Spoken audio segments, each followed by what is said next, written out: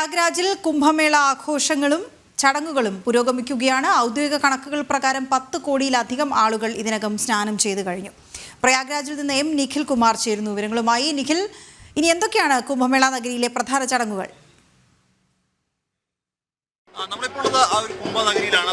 പിന്നിൽ ദൃശ്യങ്ങൾ കാണുന്നത് പോലെ ഇവിടേക്ക് ആ ഒരു തീർത്ഥാടകരുടെ വലിയൊരു ഒഴുക്ക് തന്നെ തുടരുന്നുണ്ട്. കഴിഞ്ഞ ദിവസങ്ങളിൽ സർക്കാരിന്റെ ഔദ്യോഗിക കണക്ക് പ്രകാരം കോടിയിലധികം ആളുകൾ ഇതുവരെ സ്നാനത്തിന് വേണ്ടി ഇവിടെ എത്തി എന്നുള്ളതാണ് ഉത്തർപ്രദേശ് സർക്കാരിന്റെ ഔദ്യോഗികമായ ആ ഒരു കണക്കുകൾ സൂചിപ്പിക്കുന്നത്. നേരത്തെ പറഞ്ഞ പോലെ 10 കോടിയിലധികം ആളുകൾ ഇതുവരെ സ്നാനത്തിന് വേണ്ടി ഇവിടെ എത്തിയിട്ടുണ്ട് എന്നുള്ളതാണ് ഉത്തർപ്രദേശ് സർക്കാരിന്റെ ഔദ്യോഗിക കണക്ക് പറയുന്നത്. ഇവിടേക്ക് ഇപ്പോഴും ഒരു തീർത്ഥാടകരുടെ ഒഴുക്ക് തുടരുന്നുണ്ട്. നമ്മളിപ്പോൾ ഇതിൻ്റെ ഒരു വശത്ത് മാത്രമാണുള്ളത്. ഇവിടുന്ന് മറുവശത്തേക്ക് നോക്കിയാൽ നോക്കത്ത ദൂരത്തോളം ഇങ്ങനെ നമുക്ക് തീർത്ഥാടകരെ കാണാം, സ്നാനത്തിലെത്തിയ തീർത്ഥാടകരെ കാണാം. ഇതൊരു വശം മാത്രമാണ്. ഇവിടുന്ന് മറുവശത്തേക്ക് നോക്കിയാൽ ഈ ദൃശ്യങ്ങളൊക്കെ കാണുന്നത് പോലെ നമുക്ക് നോക്കത്ത ദൂരത്തോളം ഇങ്ങനെ തീർത്ഥാടകർ ഈ നദിയുടെ ഇരുവശങ്ങളിലുമായി കരകളിലുമായി ഇങ്ങനെ തീർത്ഥാടകരുടെ വലിയൊരു ഒഴുക്ക് തന്നെ ഇവിടേക്ക് തുടരുന്നുണ്ട്.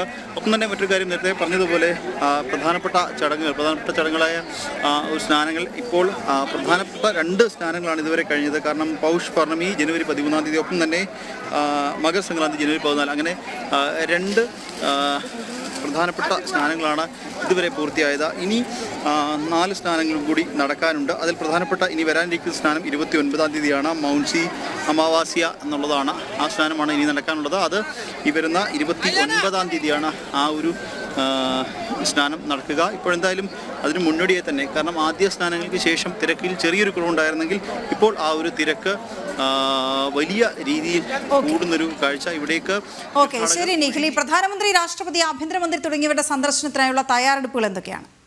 അതായത് ഇനി പ്രധാനമന്ത്രി, രാഷ്ട്രപതി, കേന്ദ്ര ആഭ്യന്തരമന്ത്രി അമിത്ഷാ അടക്കമുള്ള ആളുകൾ ഈ ഒരു കുംഭനഗരിയിലേക്ക് വരും ദിവസങ്ങൾ എത്തുന്നുണ്ട്. അതുകൊണ്ട് തന്നെ സുരക്ഷാ ക്രമീകരണങ്ങൾ ഇതിൽ തന്നെ ഇപ്പോൾ ഇവരെയും പലതരത്തിൽ സുരക്ഷയാണെങ്കിൽ ഇവരുടെ സന്ദർശനത്തോടെ രാഷ്ട്രപതി, ഒപ്പം തന്നെ പ്രധാനമന്ത്രി, കേന്ദ്ര ആഭ്യന്തരമന്ത്രി അടക്കമുള്ള ആളുകൾ ഇവിടേക്ക് എത്തുന്നതിന്റെ പശ്ചാത്തലത്തിൽ ഇവിടെ സുരക്ഷ അത് വർദ്ധിപ്പിച്ചുകൊണ്ടിരിക്കുക കാഴ്ചയാണ് കാണാൻ സാധിക്കുന്നത്. കാരണം ഇതുവരെ പലതരത്തിൽ സുരക്ഷയാണെങ്കിൽ ഇനിയും അത് വർദ്ധിപ്പിക്കുന്ന ഒരു സാഹചര്യം. കാരണം 27-ാം തീയതി കേന്ദ്ര ആഭ്യന്തരമന്ത്രി അമിത്ഷാ ഈ ഒരു കുംഭനഗരിയിലേക്ക് എത്തുന്നുണ്ട്.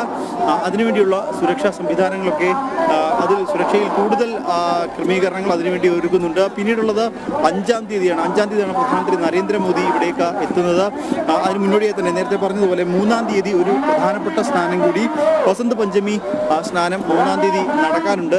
അപ്പോൾ അതിനുവേണ്ടിയുള്ള ക്രമീകരണങ്ങൾ, ഒപ്പം തന്നെ സുരക്ഷ. കാരണം ആ ഒരു ദിവസം 3-4 തീയതികളിൽ ഇവിടേക്ക് വലിയൊരു തിരക്ക് തന്നെ ഉണ്ടാവും. അപ്പോൾ അതുകൊണ്ട് തന്നെ പ്രധാനമന്ത്രിയുടെ സന്ദർശനത്തോടനുബന്ധിച്ചും 5-ാം തീയതി പ്രധാനമന്ത്രി സന്ദർശനം നടത്താൻ എത്തുന്ന ആ ഒരു സമയത്തും സുരക്ഷാ ക്രമീകരണങ്ങൾ വലിയ രീതിയിൽ ഒരു ഇത് തന്നെയാണ്. പക്ഷേ അതിനുള്ള ക്രമീകരണങ്ങളൊക്കെ തന്നെ ഉത്തർപ്രദേശ് സർക്കാരും തന്നെ കേന്ദ്ര സേനകളും ചേർന്ന് ഒരുക്കുന്നുണ്ട് എന്നുള്ളതാണ്. പിന്നീട് 10-ാം തീയതി രാഷ്ട്രപതി ഇവിടേക്ക് എത്തുന്നുണ്ട്. അവിടുത്തെ ഈ ക്രമീകരണങ്ങളൊക്കെ കാണുമ്പോഴാണ് 1 കോടിയോളം തീർത്ഥാടകർ എത്തുന്ന ശബരിമലയിൽ മുന്നൊരുക്കങ്ങൾ നടത്താൻ കേരള സർക്കാർ അലംഭാവം കാട്ടുന്നത് കാണാറുണ്ട്. ഇവിടെ 40 കോടിയോളം ആളുകൾ എത്തും എന്ന് പ്രതീക്ഷിക്കുകയാണ്. കുംഭമേളയുടെ ഈ ക്രമീകരണങ്ങൾ UP സർക്കാർ എങ്ങനെയാണ് ഇനി നിർവഹിച്ചിരിക്കുന്നത്? അത് തന്നെയാണ്. കാരണം 1 കോടിയോളം അല്ലെങ്കിൽ 1 കോടിയിൽ താഴെ മാത്രം തീർത്ഥാടകരെത്തുന്ന ശബരിമലയിൽ ഒരുക്കങ്ങൾ പൂർത്തിയാക്കുന്നതിന് വേണ്ടി സംസ്ഥാന സർക്കാർ പാടുപെടുന്ന കാഴ്ചകളൊക്കെ നമ്മൾ കാണുന്നതാണ്. എന്നാൽ ഇത് 40 കോടിയിലധികം തീർത്ഥാടകർ ഇവിടേക്ക് എത്തും എന്നാണ് പ്രതീക്ഷിക്കുന്നത്.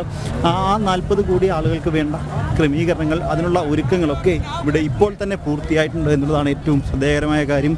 അതായത് നമ്മൾ ശബരിമലയിലേക്ക് തീർത്ഥാടകരെത്തുമ്പോൾ അവർക്ക് പലപ്പോഴും പറയുന്നത് ഭക്ഷണം, കുടിവെള്ളം അടക്കമുള്ള കാര്യങ്ങൾക്ക് ഉള്ള അസൗകര്യം, ഒപ്പം തന്നെ വിരിവെക്കുന്നതിന് വേണ്ടിയുള്ള അസൗകര്യങ്ങൾ, അതൊപ്പം തന്നെ അവർക്ക് വേണ്ട അടിസ്ഥാന സൗകര്യങ്ങൾ, ഇതൊക്കെയാണ് നമ്മൾ പ്രധാനമായും ശബരിമലയിലെ പ്രശ്നങ്ങൾ പ്രധാനമായും ചൂണ്ടിക്കാണും. ഒപ്പം തന്നെ ഈ ഭക്തർക്ക് യാത്ര ചെയ്യുന്നതിനുള്ള സൗകര്യം, സംവിധാനങ്ങൾ, ഇതൊക്കെ ഒരുക്കുന്നതിൽ സംസ്ഥാന സർക്കാരിന് വലിയ രീതിയിലുള്ള വീഴ്ചകൾ നമ്മൾ കാണുന്നതാണ്. എന്നാൽ ഇവിടേക്ക് വന്നാൽ അതിൽ നിന്നും വ്യത്യസ്തമായി ഇവിടെ 40 കോടി ആളുകൾ ഇന്നെത്തിയാൽ പോലും അവർക്ക് വേണ്ട എല്ലാ സംവിധാനങ്ങളും, എല്ലാ സുരക്ഷയും, എല്ലാ ഒരുക്കങ്ങളും, എല്ലാ കാര്യങ്ങളും സൗകര്യങ്ങളും അവർക്ക് വേണ്ടത് ഇവിടെ സജ്ജമാണ് എന്നുള്ളതാണ്. കാരണം ഇതിൽ എടുത്തു പറയേണ്ട കുറേ അധികം കാര്യങ്ങളുണ്ട്. കാരണം ഇവർക്ക് വേണ്ട അടിസ്ഥാന സൗകര്യങ്ങൾ, ഭക്ഷണം അടക്കമുള്ള കാര്യങ്ങൾ ഇവിടെ ലോക്കലായുള്ള ആളുകൾ അവർക്ക് ഇവിടെ ചെറിയ രീതിയിലുള്ള കടകൾ തുടങ്ങാനുള്ള അനുമതി ഇവിടെ കൊടുത്തിട്ടുണ്ട്. അതായത് വരുന്നവർക്ക് വേണ്ടിയുള്ള അടിസ്ഥാന ഭക്ഷണം, അന്നദാനങ്ങൾ അടക്കമുള്ളവ ഇവിടെ വിവിധ സന്നദ്ധ സംഘടനകൾ അല്ലെങ്കിൽ വിവിധ ആശ്രമങ്ങളൊക്കെ ചേർന്ന് അന്നദാനം ഉണ്ടെങ്കിൽ പോലും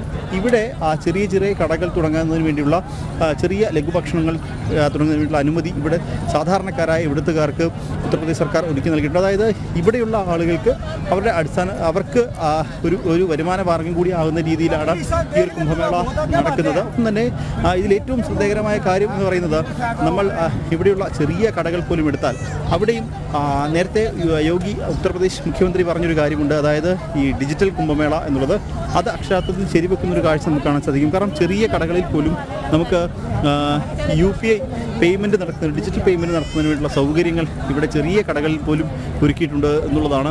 ഒപ്പം തന്നെ സുരക്ഷയുടെ കാര്യത്തിലാണെങ്കിലും ഇവിടെ ഉത്തർപ്രദേശ് പോലീസിൻ്റെയും ഒപ്പം കേന്ദ്ര സേനകളുടെയും നേതൃത്വത്തിലുള്ള വിവിധ NDRF അടക്കമുള്ള വിവിധ വിഭാഗങ്ങളുടെ അടക്കം സുരക്ഷാ സംവിധാനങ്ങൾ ഇവിടെ വലിയ രീതിയിൽ ഒരുക്കിയിട്ടുണ്ട്. നമ്മൾ ഏത് പ്രദേശത്തേക്ക് പോയാലും, ഏത് സെക്ടറിലേക്ക് പോയാലും, എവിടേക്ക് നീങ്ങിയാലും അവിടെയെല്ലാം പോലീസിൻ്റെ ഭാഗത്തു നിന്നുള്ള കൃത്യമായ നിയന്ത്രണങ്ങൾ, നിർദ്ദേശങ്ങളുണ്ട്. ഒപ്പം നമുക്ക് യാത്ര ചെയ്യുന്നതിനുള്ള ദിശാസൂചികകൾ ഇവിടെ എല്ലാ ഭാഗത്തും ഒരുക്കി നൽകിയിട്ടുണ്ട്.